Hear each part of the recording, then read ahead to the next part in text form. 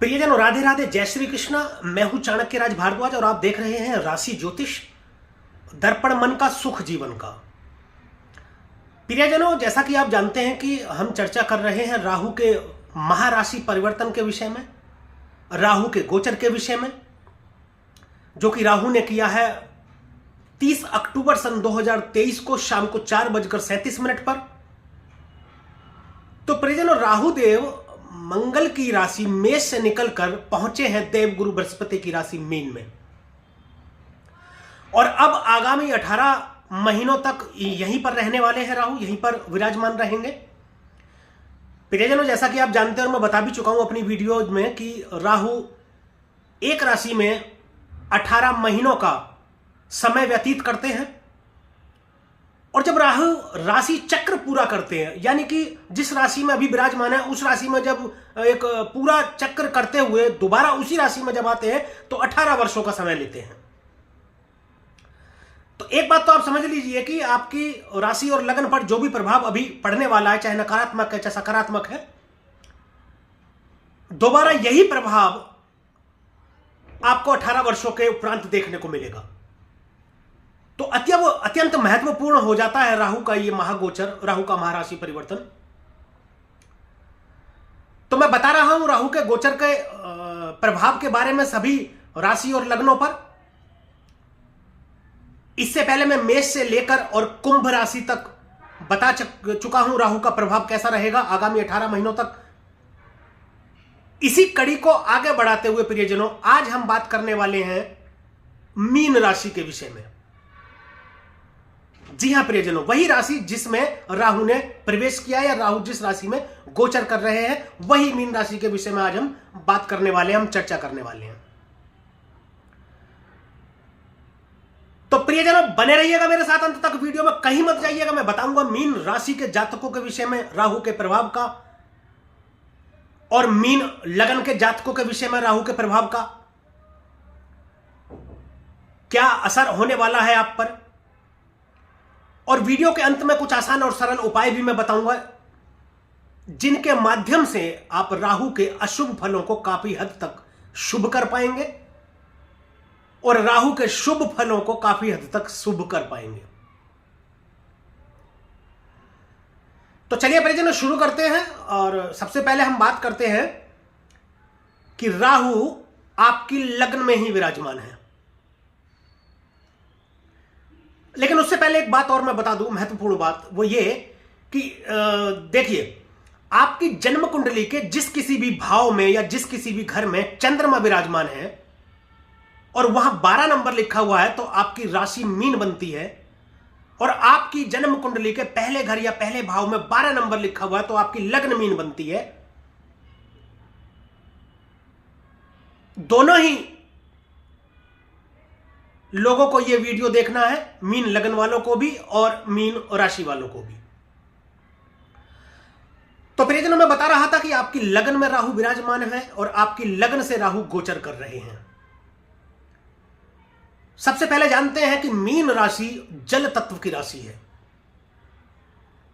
और राहु को हाथी माना गया है। तो सीधा सा लॉजिक यह कि जब हाथी पानी में प्रवेश करता है तो पानी में हलचल मच जाती है,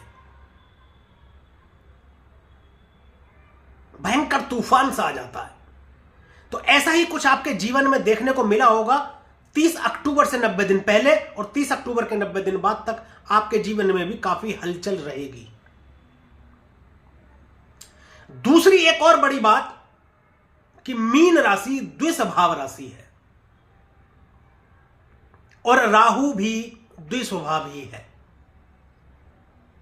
रूप बदलने में माहिर राहु। राहु की एक और विशेषता, जिस ग्रह के साथ बैठता है उसके जैसा फल देता है, यानी कि उसके जैसा हो जाता है। लगन में कोई भी ग्रह बैठने का मतलब यह होता है प्रियजनों कि वह आप खुद हो जाते हैं। इसको ऐसे समझते हैं कि यदि लगन में राहु आए हैं, लगन में राहु बैठे हैं, तो आप स्वयं राहु हो जाएंगे। उसी के जैसी सोच, उसी के जैसे आप व्यक्तित्व के हो जाएंगे अचानक से। आपको खुद भी पता नहीं चलेगा कि यह स्वभाव आपका किस तरीके से हो गया। भ्रमित रहने लगेंगे आप।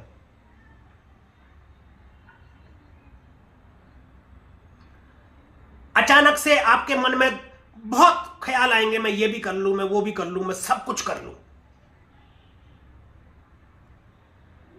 आप चिड़चिड़े भी हो जाएंगे, अहंकारी हो जाएंगे, आप गुस्सैल हो जाएंगे अत्यधिक।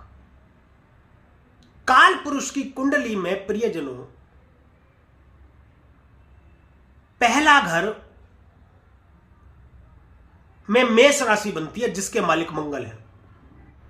और प्रियजनों, उस हिसाब से मंगल की राशि मेष में राहु बैठ करके अच्छा फल प्रदान नहीं करते।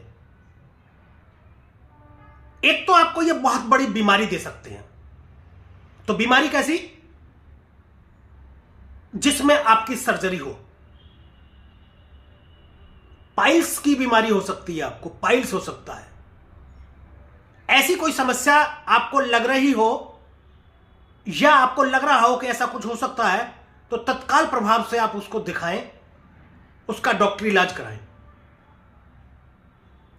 आप अपराध की तरफ भी जा सकते हैं। अपराध की तरफ इन द सेंस कि आप ऐसा सोच सकते हैं कि मैं गलत तरीके से पैसा कमा लूं। लालची स्वभाव हो जाएगा आपका। देखिए, राहु का स्वभाव ही ऐसा है कि एट एनी कॉस्ट मुझे चाहिए कुछ भी, जो चाह लिया, चाहे वह सही तरीके से हो या फिर गलत तरीके से। जैसे कि उन्होंने अमृतपान किया था गलत तरीके से, ऐसा ही षड्यंत्रकारी भी आपको बना सकते हैं। स्वभाव पर अपने थोड़ा कंट्रोल रखना है। कुछ उपाय मैं बताऊंगा, वीडियो के अंत में बने रहिएगा। प्रियजनों, यह रहा कि राहु जब जहां बैठेंगे वहां से कैसा फल प्रदान करेंगे। अब बात करते हैं कि जहां दृष्टि डालेंगे राहु, वहां से कैसा फल प्रदान करेंगे। प्रियजनों, राहु को 3 दृष्टियां प्रदान है। पहली पंचम दृष्टि, दूसरी सप्तम और तीसरी नवम। बात करते हैं कि पहली दृष्टि की, जो कि आपके पंचम भाव में पड़ेगी। 5वां भाव संतान का भाव, ज्ञान, शिक्षा, स्वास्थ्य, विशेषकर पेट, रिलेशनशिप, संबंध, राजनीति भी, यह 5वें भाव से देखा जाता है। 5वें भाव में दृष्टि डाल करके रिलेशनशिप को डिस्टर्ब करेंगे। जो भी आपके संबंध हैं, विशेषकर प्रेम संबंध की मैं बात करूं, प्रेम संबंध 5वें घर से जब भी राहु बनाते हैं तो स्थापित करते हैं, अवैध संबंधों को भी जन्म देते हैं। अचानक से किसी में आप आसक्त हो जाएंगे, आकर्षण आपको पैदा हो जाएगा। और एक बात, ऐसी भी भ्रम की स्थिति हो सकती है, चाहे आप विवाहित हैं चाहे अविवाहित हैं। नव युवक और नव युवतियों के विषय में भी मैं बताने जा रहा हूं कि आपको अचानक से कोई अच्छा लगने लगेगा और आपको लगेगा, आप आकर्षित हो जाएंगे उसकी तरफ, रिलेशनशिप में आ जाएंगे और हो सकता है बाद में आपको पता चले कि यह मेरा निर्णय गलत था। भ्रमित करते हैं ना राहु। राहु का काम ही है, स्वास्थ्य पर असर डालेंगे। राहु बदलाव का कारण है। प्रियजनों, जो स्टूडेंट, जो विद्यार्थी पढ़ाई कर रहे हैं, ऐसी संभावनाएं हैं कि उनके माता पिता का कहीं अचानक से ट्रांसफर हो जाए, अचानक से कहीं जाना पड़े कहीं और जगह पर, तो उनकी शिक्षा बाधित होगी।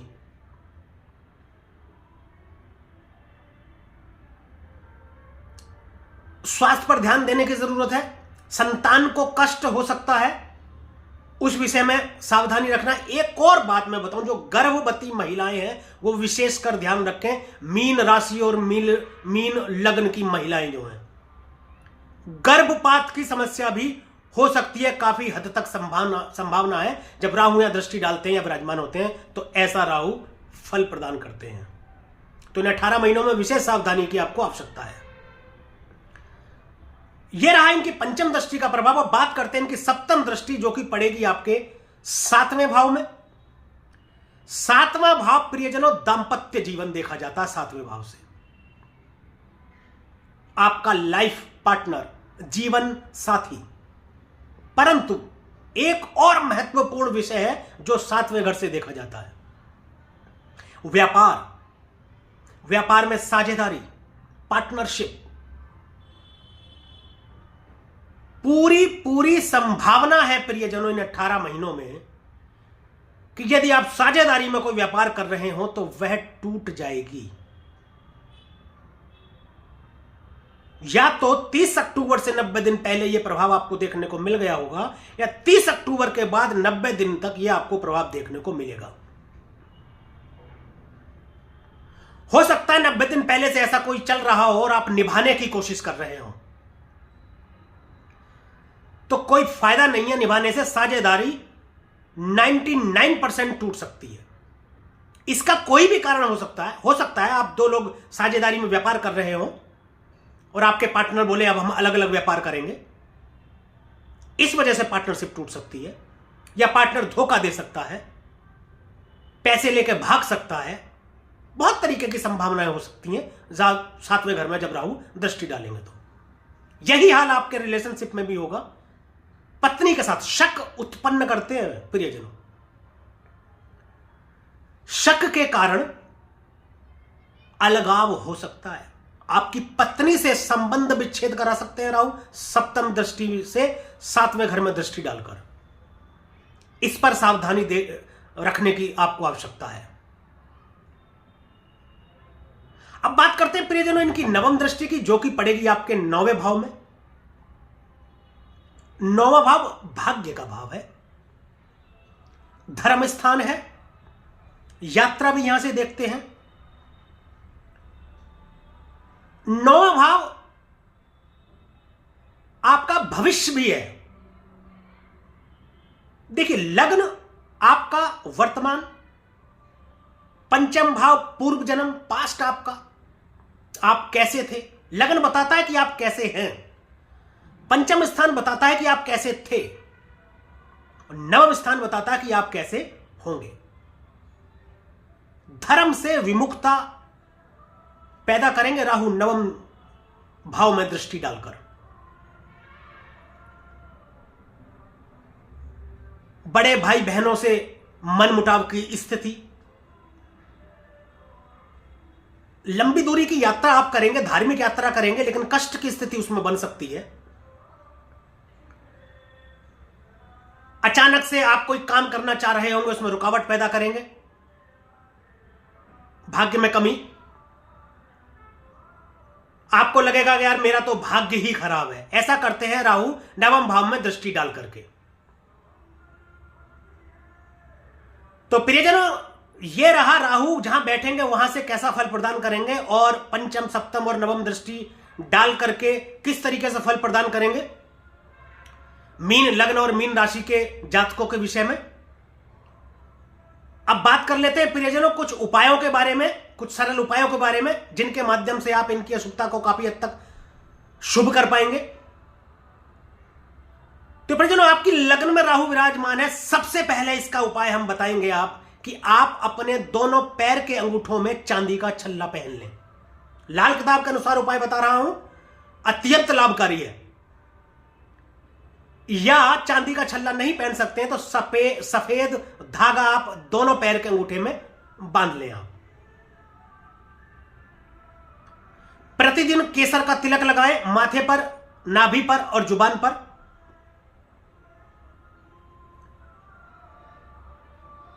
हनुमान चालीसा का पाठ करें रोजाना प्रतिदिन। पहला घर प्रियजनों लाल किताब के अनुसार सूर्य का पक्का घर है, सूर्य की उपासना करें। एक उपाय आपको बताता हूं, बहुत ही जबरदस्त हो तो बहुत ही शानदार उपाय है। रोजाना सुबह सूर्योदय से 1 घंटे के भीतर भीतर सूर्य को जल दें 11 बार गायत्री मंत्र का जाप करके। यानी कि एक लोटे में आप जल ले लें और सूर्य के सामने खड़े हो जाएं, गायत्री मंत्र का जाप करें 11 बार गिन के, और फिर सूर्य को जल दें। बहुत लाभ मिलेगा। और एक और सर्वोपरि उपाय जो राहु के गोचर के विषय में मैं जितनी भी वीडियो बनाई है सब में मैं बताता हूं, यह तो सर्वोपरि उपाय है, इससे ऊपर तो कहीं कुछ है ही नहीं। ये उपाय करेंगे तो बहुत तेजी से और बहुत जल्द और बहुत जबरदस्त आपको फायदा मिलेगा। प्रियजनों, वह है महामृत्युंजय मंत्र, शिव की आराधना। महामृत्युंजय मंत्र कौन सा प्रियजनों? पूर्ण महामृत्युंजय मंत्र, जो आप मेरी स्क्रीन पर भी देख रहे हैं। आप इसको नोट कर सकते हैं या इसका स्क्रीनशॉट ले सकते हैं। मैं बोल करके भी बताता हूं। ओम होम जूम सह ओम भूर्भुवस्वः ओम त्र्यंबकम यजामहे सुगंधिम पुष्टिवर्धनम उर्वारुकमिव बंधनान मृत्योर्मुक्ष्यमार्मतात ओम स्वय भुवै भू ओम सह जूम होम ओम। तो यह महामृत्युंजय मंत्र भी आपको सूर्योदय से 1 घंटे के भीतर भीतर 1 माला जप रोजाना करना है। बहुत तेजी से आपको फायदा मिलेगा। तो प्रियजनों, यह रहा मीन राशि और मीन लगन के जातकों के विषय में कि राहु के गोचर का आगामी 18 महीनों तक क्या प्रभाव रहने वाला है। अगर यह वीडियो आपको पसंद आई हो और इसमें दी गई जानकारी से आप संतुष्ट हो तो इस वीडियो को लाइक करें, शेयर करें और कमेंट करें और चैनल को सब्सक्राइब करें और बेल आइकन बटन भी दबाएं। तो आज के लिए, अभी के लिए बस इतना ही। आगे हम बात करने वाले हैं, अब तक हमने बात करी है राहु के गोचर के विषय में, सभी राशियों पर बात हम कर चुके हैं। आगे हम बात करने वाले हैं केतु के गोचर के विषय में। तो मिलेंगे अगली वीडियो में। तब तक के लिए परिजनों, राधे राधे, जय श्री कृष्ण। आप देखते रहिए राशि ज्योतिष, दर्पण मन का, सुख जीवन का।